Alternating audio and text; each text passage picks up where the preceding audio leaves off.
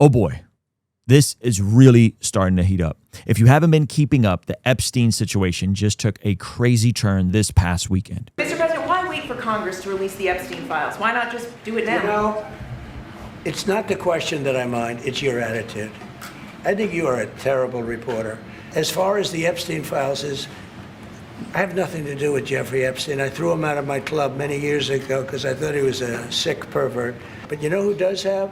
Bill Clinton, Larry Summers, who ran Harvard, was with him every single night, every single weekend. They lived together. They went to his island many times. I never did. So basically, emails were released that included Donald Trump's name and a bunch of crazy accusations and allegations. However, despite all of this, Trump still said something shocking that got everybody talking. And as I'm recording this video, the U.S. House just voted the release of all, yes, that's right, all the Epstein files. The vote was overwhelmingly towards releasing the file. 427 yeses to 1 no. This is arguably the most bipartisan, unified the country has ever been to release these Epstein files in full.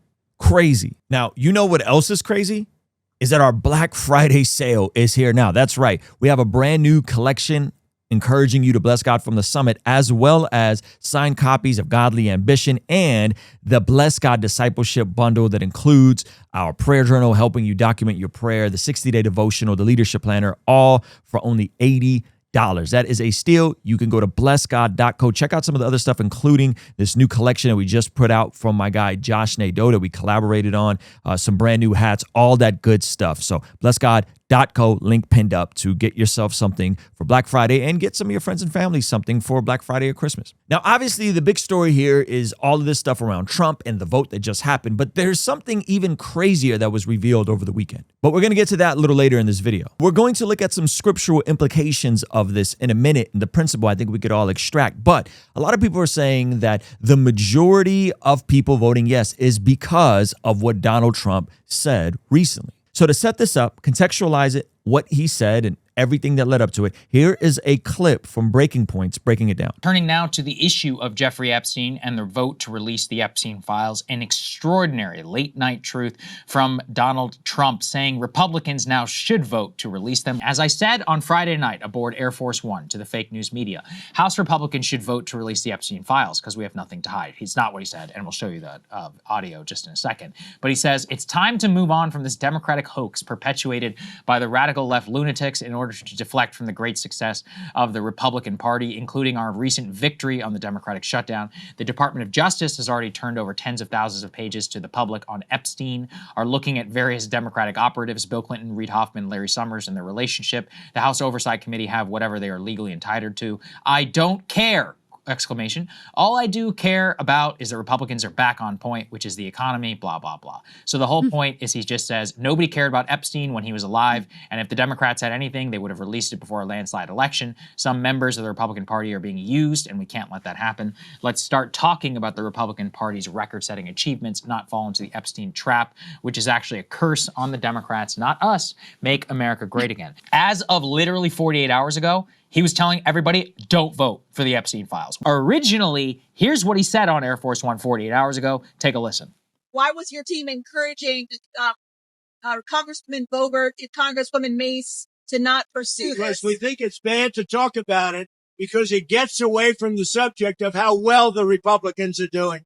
We have the greatest economy. We have the largest investment ever made in our country's history. We have all of these great things happen. We have very little inflation. Whereas he had record-setting, the biggest inflation in history. All of these things are good.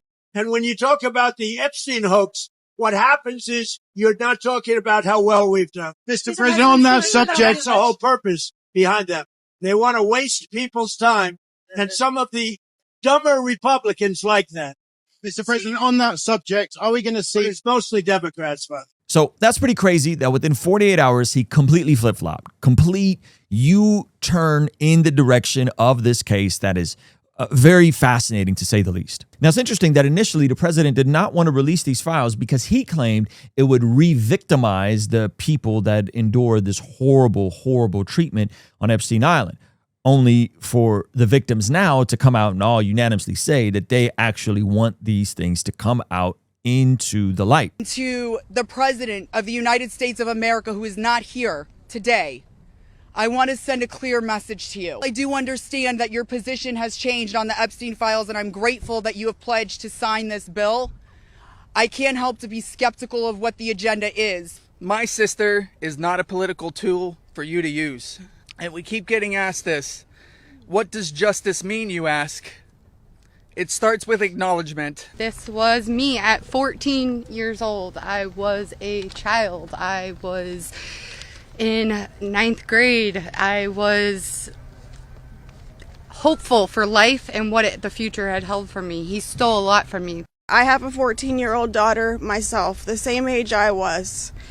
And when I look at her, I see the little girl I used to be. The one that no one protected. My greatest fear in this entire world is history repeating itself. So clearly the victims are calling for all of this to be made public. But possibly the craziest story to come out this weekend that also makes just everyone remotely connected to this look bad is the story that a senator was actually texting with Epstein while she was conducting an interview in an open session live on television. I promise you, I am not making this up. Here's the clip.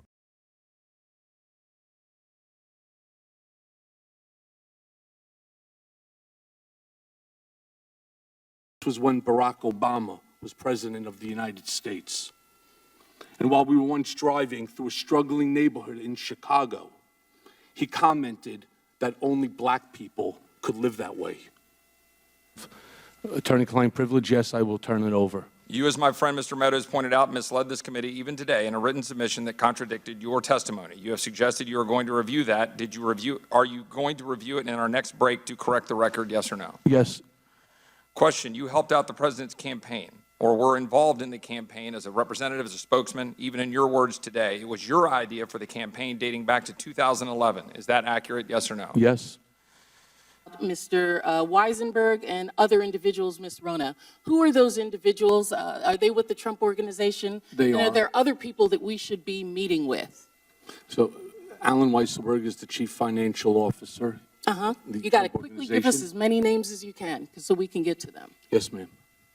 As Ms. Rona, what is Ms. Rona's position? Rona Graff is Mr. Trump's executive assistant. And would she be able to corroborate many of the statements that you've made here? Yes, her office is directly next to his, and she's involved in a lot that went on. Now, what is the scriptural implications of this? It's actually quite simple. It's not super deep. It's something that Jesus says in Luke chapter 12, verse 2, where he says, there is nothing concealed that will not be disclosed or hidden that will not be made known. What you have said in the dark will be heard in the daylight, and what you have whispered in the ear in the inner rooms will be proclaimed from the rooftops.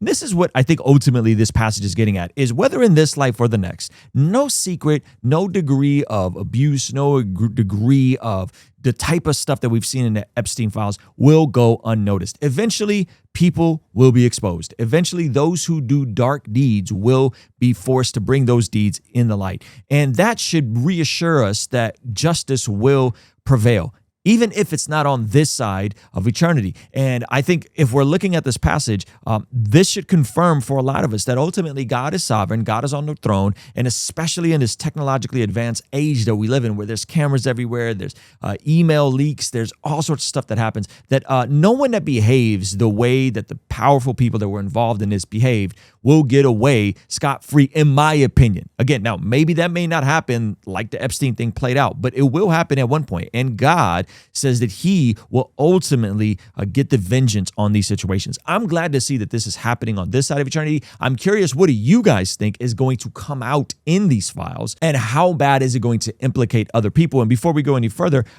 check this verse out. And one of the interesting things about this is when I'm looking at the scriptures, I love using our Logos Bible software. We could hit words like concealed. And by the way, Logos is giving all you guys a free 60-day trial. The software used to cost hundreds of dollars, sometimes thousands of dollars with the libraries.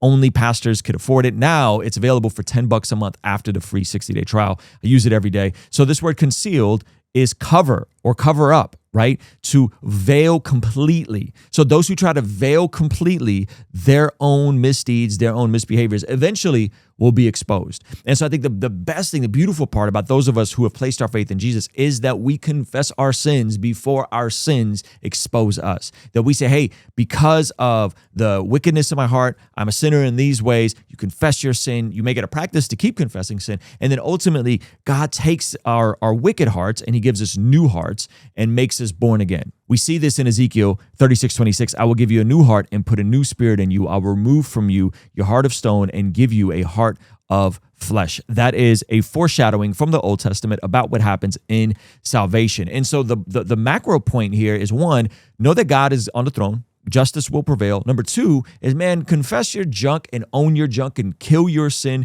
before it kills you and exposes you. Because sometimes these little itty bitty things that you allow to sprout up will turn into some massive issues, right? Like sometimes people treat sin like they're these cute little kittens. Well, here's the deal. Those kittens are going to grow up into massive lions and devour you if you're not intentional. Okay, so let me know what you guys think. Do you agree with the House's decisions to release it? What do you think this is going to reveal? How bad are other powerful people and politicians are going to be implicated? Does it sound like the president is going to be implicated, or do you think they scrubbed it from anything that he was involved in? I want to hear from you guys in the comment section. And again, Black Friday sale happening right now over at blessgod.co. Link is pinned up in the description. Get yourself one of those discipleship bundles. Pick up a signed copy of Godly Ambition. And also, those of you guys that are asking, yes, my wife did have the baby. I'm recording this video right now in between a little homeschool session with my 11-year-old Levi, who just celebrated his birthday yesterday. He's sitting right in front of me. And thank you guys for your prayers and continued support. And I will see you on the next one. And let me know if YouTube nailed this video. I don't know what it is, but they think you like it. All right. I'll see you later. Peace.